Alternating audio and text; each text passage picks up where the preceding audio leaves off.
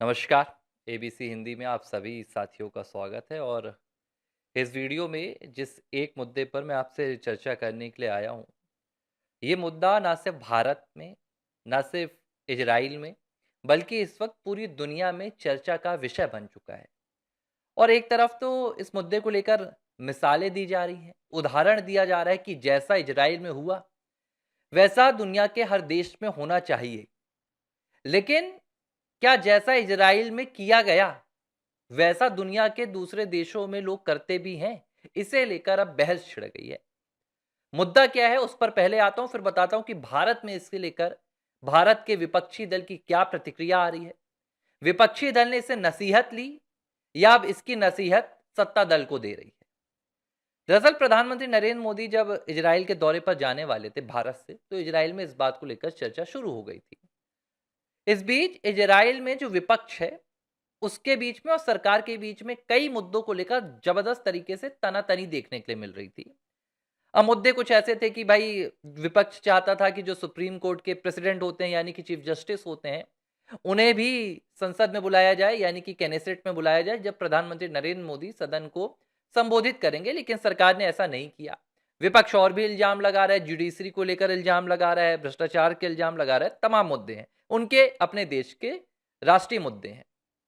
इस बीच वहां के जो विपक्षी नेता हैं लेपिड, उन्होंने कहा कि हम इस पूरे सदन का वॉकआउट करेंगे, यानी कि जब प्रधानमंत्री आएंगे भारत के और वो कैनेसेट में संबोधित करेंगे तो हम वहां मौजूद नहीं रहेंगे। अब ये कदम उठाना कहीं ना कहीं इजराइल के राष्ट्रीय हित के लिए भी थोड़ा सा नुकसानदायक नजर आ रहा था, क्योंकि छवि इजराइल की उतनी अच्छी नजर नहीं आती कि एक अंतर्राष्ट्रीय यहाँ पर विजिट होने वाली है, इंटरनेशनल यहाँ पर विजिट होने वाली है। भारत जैसे देश के प्रधानमंत्री आने वाले हैं जिनका इजराइल के साथ जो संबंध है वो पूरी दुनिया जानती है कि किस तरह का है। भारत इजराइल का सबसे बड़ा डिफेंस आपका बायर है। कितनी जरूरत इजराइल को भारत की है और भारत को कितनी जरूरत इजराइल की है, ये दोनों देशों को पता है। तो विपक्ष ने इसे अपने राजनीतिक हित से ना देखते हुए, अपनी राजनीतिक महत्वाकांक्षाओं से ना देखते हुए राष्ट्रीय हित पर देखा और विपक्ष ने तय किया कि हमारा विरोध तो होगा, हम बेंजामिन नेतन्याहू के खिलाफ विरोध तो दर्ज कराएंगे, लेकिन हम इसके लिए राष्ट्रीय और अंतर्राष्ट्रीय पटल पर इजराइल को बदनाम नहीं करेंगे।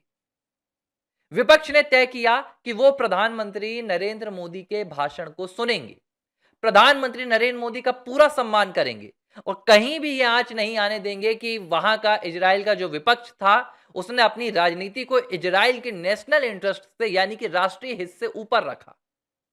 अंतिम पलों पर यह निर्णय लिया गया विपक्ष के द्वारा कि हम प्रधानमंत्री नरेंद्र मोदी का भाषण सुनेंगे। जब पीएम वहां के सदन पे पहुंचे, कैनेसेट पर पहुंचे, तो बाकायदा विपक्ष ने बैठकर प्रधानमंत्री नरेंद्र मोदी के भाषण को सुना और जब नेतन्याहू बोलने आए तो विपक्ष वॉकआउट कर गया।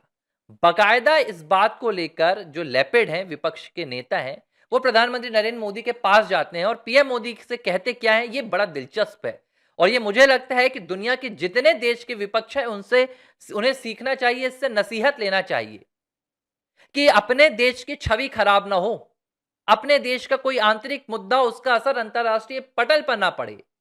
लेपिड पीएम मोदी के पास जाते हैं, कैनेसेट में उनसे हाथ मिलाते और कहते हैं कि ये जो वॉकआउट है यह आपके लिए नहीं है, आप इजराइल के लिए अति महत्वपूर्ण है और इजराइल आपके लिए है, आपका पूरा सम्मान है और हम आपका स्वागत करते हैं, ये सिर्फ इस देश की सरकार के लिए।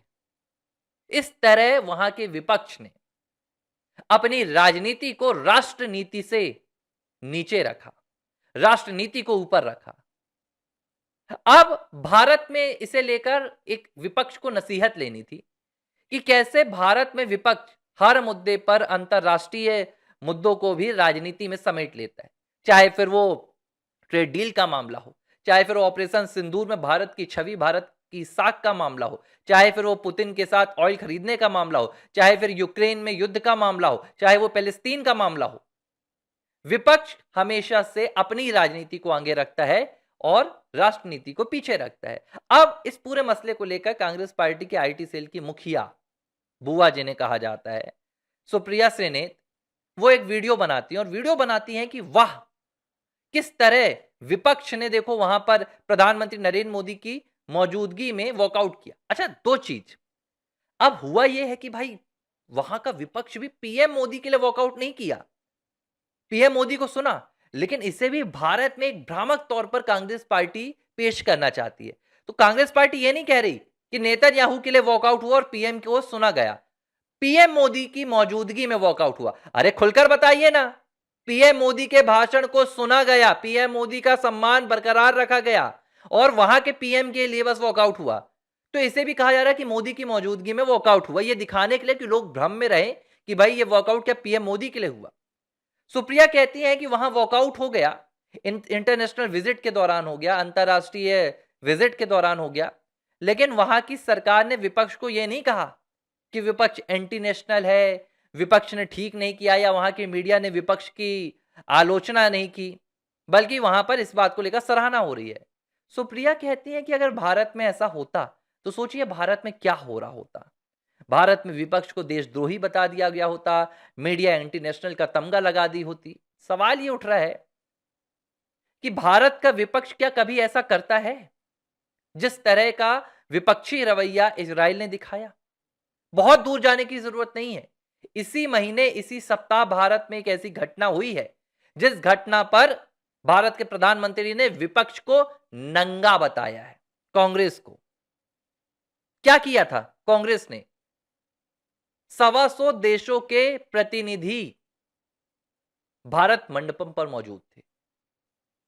कांग्रेस अपने यूथ कांग्रेस के नेताओं को भेजती है, वो यूथ कांग्रेस के नेता आते हैं, शर्ट उतारते हैं, नग्न प्रदर्शन करते हैं, नंगा नाच करते हैं। क्या असर हुआ होगा अंतरराष्ट्रीय प्रतिनिधियों के सामने? क्या आपने शर्म की कि ये प्रदर्शन हम जब ये चले जाएंगे तो पीएम मोदी के सामने करेंगे? क्या आपने शर्म की कि ये प्रदर्शन सिर्फ भारत में किया जाएगा, अंतरराष्ट्रीय मेहमानों के सामने नहीं किया जाएगा? या आपने जाकर कहा कि हे मेहमानों, हम सिर्फ ये भारत के प्रधानमंत्री के लिए कर रहे हैं? नहीं, आपने तो ऐसा कुछ नहीं कहा। आपने तो नग्नता का वो जौहर दिखाया है जो जौहर शायद कोई नहीं दिखा पाता। अब मैं कहना नहीं चाहता हूं, लेकिन कंपैरिजन करूंगा तो फिर वहीं से होगा। नग्नता का और जौहर कौन दिखाता है? का एक तरफ कांग्रेस पार्टी ने दिखाया, दूसरी तरफ आपको वहां देखने के लिए मिलता है जहां पर सभ्य समाज जाना पसंद नहीं करता है। आज सुप्रिया श्रीनेत को यह देखना चाहिए कि आपने क्या सीखा, आपके राहुल गांधी ने क्या सीखा। जब पुतिन भारत आए तो पूरा विपक्ष इस बात का रोना रो रहा था कि भाई आप क्या कर रहे हैं, आप पुतिन के ऊपर इल्जाम लगाए जाते हैं। देखिए, बहुत साधारण उदाहरण दे रहा हूं। एक तरफ इजराइल के विपक्षी नेता हैं जो इस राजनीति को समझते हैं कि भारत इजराइल के लिए कितना महत्वपूर्ण है और पीएम मोदी को हम अपमानित नहीं कर सकते। दूसरी तरफ भारत के विपक्ष ने क्या किया? भारत का विपक्षी दल का नेता कहता है कि हम पुतिन से इसलिए तेल लेते हैं ताकि हम भारत के प्रधानमंत्री अपने जो उद्योगपति मित्र हैं उनको मुनाफा दे सकें। किसी भी तरह से राहुल गांधी इस बात की सराहना करते ही नहीं है कि भारत का कितना बड़ा रणनीतिक साझेदार है रूस, किस तरह भारत की मदद करता है रूस। क्या यह विपक्ष का दायित्व नहीं है? और तो छोड़ दीजिए, नेशनल इंटरेस्ट पर, ऑपरेशन सिंदूर जैसे मुद्दों पर विपक्ष भारत का साथ ना देकर दूसरे देशों का साथ देता है। उदाहरण के तौर पर अमेरिका, जब अमेरिका कह रहा था कि भारत की जो सेना है वो बहुत कुछ नहीं कर पाई, ये हो गया वो हो गया, इनके जेट्स गिर गए, इन्होंने अपने देश को नहीं सुना बल्कि अमेरिका का तमगा गाने लगे। अब गाओ ना अमेरिका का तमगा। कहते थे कि डोनाल्ड ट्रंप ने इतनी बार बोला कि उसने अमेरिका ने आकर युद्ध रुकवाया, कॉम्प्रोमाइज पीएम, लेकिन जब डोनाल्ड ट्रंप ने कहा कि भाई अगर मैं बीच में नहीं आता तो भारत तो पाकिस्तान को साफ कर देता, पाकिस्तान के प्रधानमंत्री सुपुर्दे खाक हो गए होते। अब किसी ने कोट नहीं किया। ये खैर सीखने की बात नहीं है, ये विपक्ष का जो रवैया है इसे आकर अब कोई नहीं सिखा सकता, लेकिन उस पर भी ज्ञान देना है कि इजराइल के विपक्ष और इजराइल की सरकार से सीखना चाहिए। आप भी इजराइल के विपक्ष से सीखें कि वहां पर किस तरह से नेशनल इंटरेस्ट को आगे रखा जाता है, ना कि निजी मसले को। वहां के विपक्ष ने नहीं कहा कि आप भारत से अपनी दोस्ती निभा रहे हैं, ये कर रहे हैं, वो कर रहे हैं। आंतरिक राजनीति अलग और अंतरराष्ट्रीय मित्रता अलग। लेकिन कांग्रेस पार्टी ऐसा कोई मौका नहीं छोड़ती, चाहे फिर वो पुतिन का विजिट हो, चाहे वो डोनाल्ड ट्रंप का। जब डोनाल्ड ट्रंप का विजिट हुआ था तो यही राजनीति की गई कि इतना पैसा खर्च हो रहा है, ये हो रहा है, वो हो रहा है। किसी दूसरे देश के यहां प्रधानमंत्री आते हैं, ऑस्ट्रेलिया के पीएम आते हैं, तो यही बात होती है। मतलब विपक्ष भारत में आए हुए मेहमानों का अपमान करने में कहीं पीछे नहीं हटता। लेकिन नसीहत देना है भारत की सरकार को, नसीहत देने की जरूरत, नसीहत लेने की जरूरत इस वक्त भारत के विपक्ष को है। भारत का विपक्ष आज पूरी दुनिया में इसलिए बदनाम है कि ये एक ऐसा विपक्ष है जो भारत की उन्नति को भी एडमिट नहीं करता है। ये एक ऐसा अब देख लीजिए, मैक्रोन आए भारत, मैक्रोन के स्वागत के लिए विपक्ष ने क्या किया। मैक्रोन ये बात कहकर चले गए कि पिछले 10 सालों में भारत में एक बैंक अकाउंट खुलवाना भी अजूबा लगता था। आज भारत में हर साल बिलियंस का, 20 बिलियंस का यूपीआई ट्रांजैक्शन हो रहा है। ये भारत की ताकत है। उसमें भी चीटा लग गया, वो बताने लगे कि देखो ऐसा हो रहा है, वैसा हो रहा है, ये हो रहा है, वो हो रहा है।